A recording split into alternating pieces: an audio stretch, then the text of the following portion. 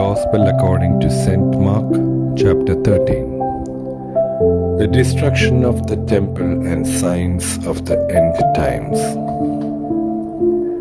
As Jesus was leaving the temple, one of his disciples said to him, "Look, teacher, what massive stones, what magnificent buildings." "Do you see all these great buildings?" replied Jesus. "Not one stone here will be left on another. Every one will be thrown down."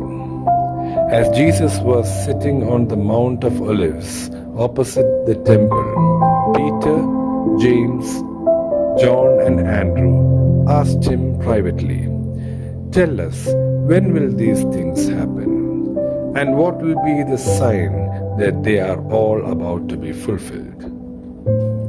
Jesus said to them, "Watch out that no one deceives you. Many will come in my name, claiming, 'I am he,' and will deceive many. When you hear of wars and rumors of wars, do not be alarmed. Such things must happen, but the end is still to come. Nation will rise against nation, and kingdom against kingdom. There will be earthquakes in various places and famines. These are the beginning of birth pains. You must be on your guard. You will be handed over to the local councils and flogged in the synagogues. On account of me, you will stand before governors and kings as witnesses to them. And the gospel must first be preached to all nations. Whenever you are arrested and brought to trial, do not worry beforehand about what to say. Just say whatever is given you at that time, for it is not you speaking, but the Holy Spirit. Brother will betray brother to death, and a father his child. Children will rebel against their parents and have them put to death. Everyone will hate you because of me, but the one who stands firm to the end will be saved. When you see the abomination that causes desolation standing where it does not belong, let the reader understand. Then let those who are in Judea flee to the mountains. Let no one on the housetop go down or enter the house to take anything out. Let no one in the field go back to get their cloak. How dreadful it will be in those days for pregnant women and nursing mothers. Pray that this will not take place in winter, because those will be days of distress unequaled from the beginning, when God created the world, until now, and never to be equaled again. If the Lord had not cut short those days, no one would survive. But the sake of the elect, whom he has chosen, he has shortened them. At what time, if anyone says to you, 'Look, here is the Messiah,' or 'Look, there is he,' do not believe it. For false messiahs and false prophets will appear and perform signs and wonders to deceive, if possible, even to elect. So be on your guard. I have told you everything ahead of time. But in those days, following that distress, the sun will be darkened, and the moon will not give its light. The stars will fall from the sky, and the heavenly bodies will be shaken. At that time, people will see the Son of Man coming in clouds with great power and glory, and he will send his angels and gather his elect from the four winds, from the ends of the earth to the ends of the heavens. Now learn this lesson from the fig tree. As soon as its twigs get tender and its leaves come out, you know that summer is near. Even so, when you see these things happening, you know that it is near, right at the door. Truly I tell you, This generation will certainly not pass away until all these things have happened. Heaven and earth will pass away, but my words will never pass away. The day and the hour unknown. But about that day or hour, no one knows, not even the angels in heaven, nor the Son, but only the Father. Be on guard, be alert. You do not know when that time will come. It's like a man going away. He leaves his house and puts his servants in charge, each with their assigned task, and tells the one at the door to keep watch. Therefore, keep watch, because you do not know when the owner of the house will come back, whether in the evening, or at midnight, or when the rooster crows, or at dawn. If he comes suddenly, do not let him find you sleeping. What I say to you, I say to everyone, watch.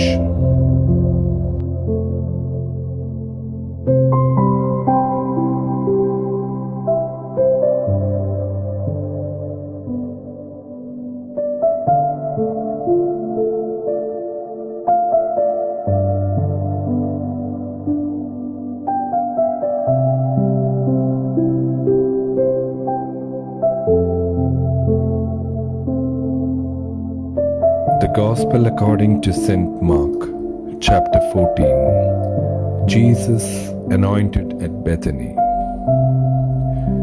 Now the Passover and the festival of unleavened bread were only 2 days away, and the chief priests and the teachers of the law were scheming to arrest Jesus secretly and kill him. But not during the festival, they said, or the people may riot. While he was in Bethany, reclining at the table in the home of Simon the leper, a woman came with an alabaster jar of very expensive perfume made of pure nard. She broke the jar and poured the perfume on his head. Some of those present were saying indignantly to one another, "Why this waste of perfume? It could have been sold for more than a year's wages, and the money given to the poor." And they rebuked her harshly. "Leave her alone," said Jesus. "Why are you bothering her? She has done a beautiful thing to me. The poor you will always have with you, and you can help them any time you want, but you will not always have me. She did what she could. She poured perfume on my body beforehand to prepare for my burial. Truly I tell you, wherever the gospel is preached throughout the world, what she has done will also be told in memory of her." Then Judas Iscariot, one of the 12, went to the chief priests to betray Jesus to them. They were delighted to hear this and promised to give him money. So he watched for an opportunity to hand him over. The Last Supper. On the first day of the festival of the unleavened bread, when it was customary to sacrifice the Passover lamb, Jesus' disciples asked him, "Where do you want us to go and make preparations for you to eat the Passover?" So he sent 2 of his disciples, telling them, "Go into the city, and a man carrying a jar of water will meet you. Follow him. Say to the owner of the house he enters, 'The teacher asks, where is my guest room, where I may eat the Passover with my disciples? He will show you a large room upstairs, furnished and ready. Make preparations for us there." The disciples left, went into the city, and found things just as Jesus had told them. So they prepared the Passover. When evening came, Jesus arrived with the 12. While they were reclining at the table eating, he said, "Truly I tell you, One of you will betray me, one who is eating with me. They were saddened, and one by one they said to me, Surely you don't mean me. It is one of the 12, he replied, one who dips bread into the bowl with me. The Son of Man will go just as it is written about him. But woe to that man who betrays the Son of Man. It would be better for him if he had not been born. While they were eating, Jesus took bread, and when he had given thanks, he broke it and gave it to his disciples, saying, Take it, this is my body. Then he took a cup, and when he had given thanks, he gave it to them, and they all drank from it. This is my blood of the covenant, which is poured out for many, he said to them. Truly I tell you, I will not drink again from the fruit of the vine until that day when I drink it new in the kingdom of God. When they had sung a hymn, they went out to the Mount of Olives.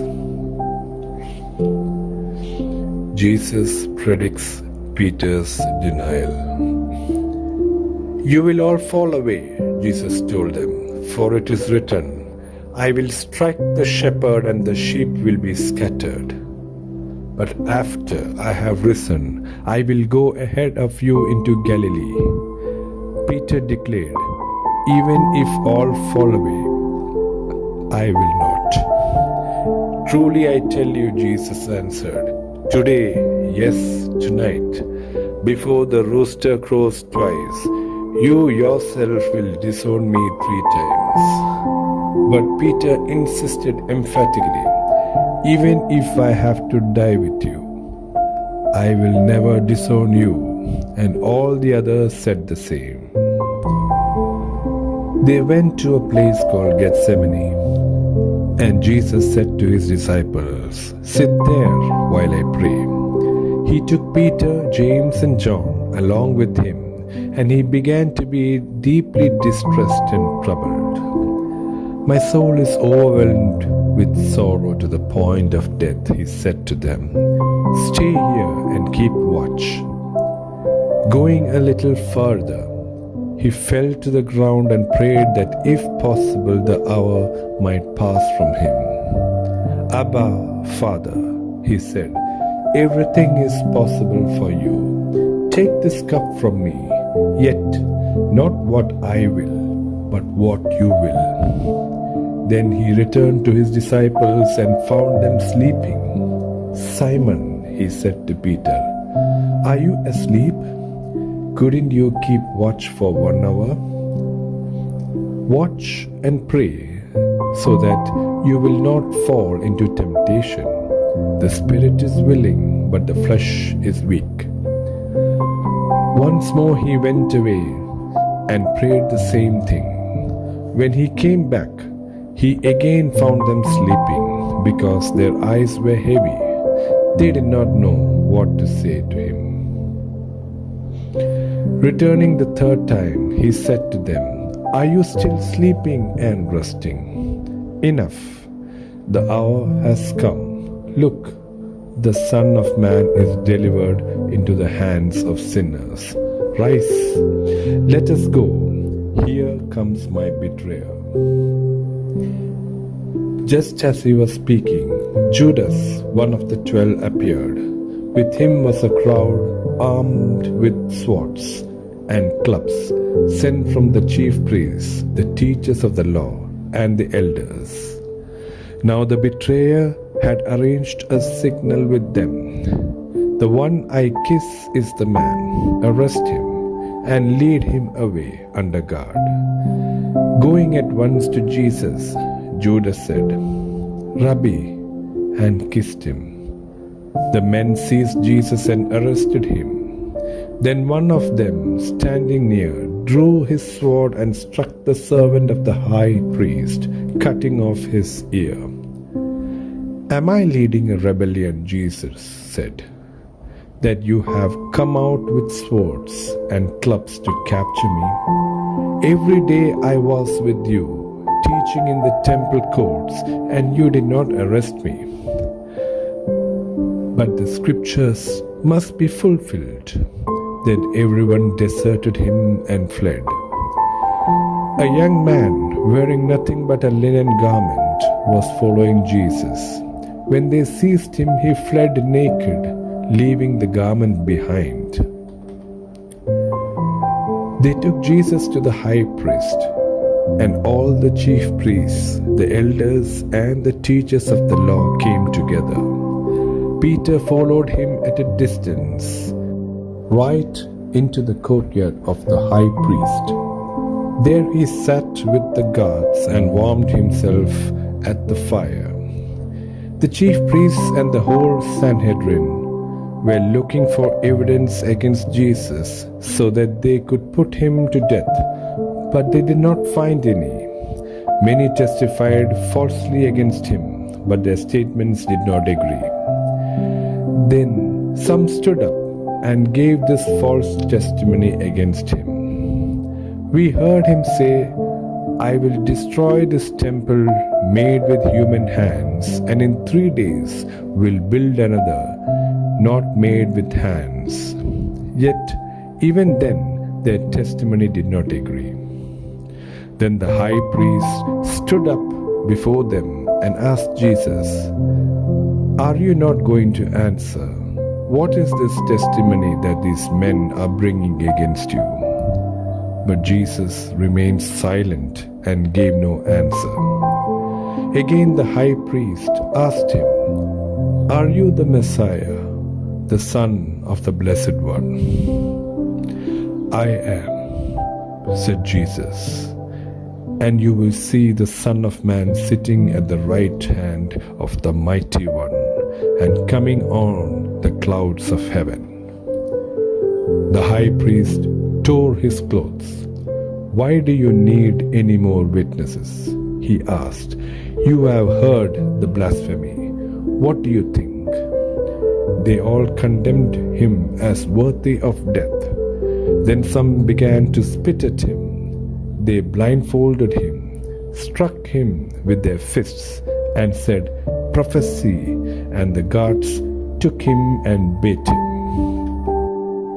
While Peter was below in the courtyard, one of the servant girls of the high priest came by. When she saw Peter warming himself, she looked closely at him.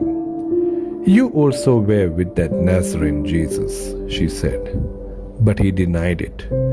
"I don't know or understand what you're talking about," he said, and went about into the entryway. When the servant girl saw him there, she said again to those standing around, "This fellow is one of them." Again he denied it. After a little while, those standing near said to Peter, "Surely you are one of them, for you are a Galilean." He began to call down curses, and he swore to them, "I don't know this man you're talking about." Immediately, the rooster crowed the second time. Then Peter remembered the word Jesus had spoken to him. "Before the rooster crows twice, you will disown me 3 times." And he broke down and wept.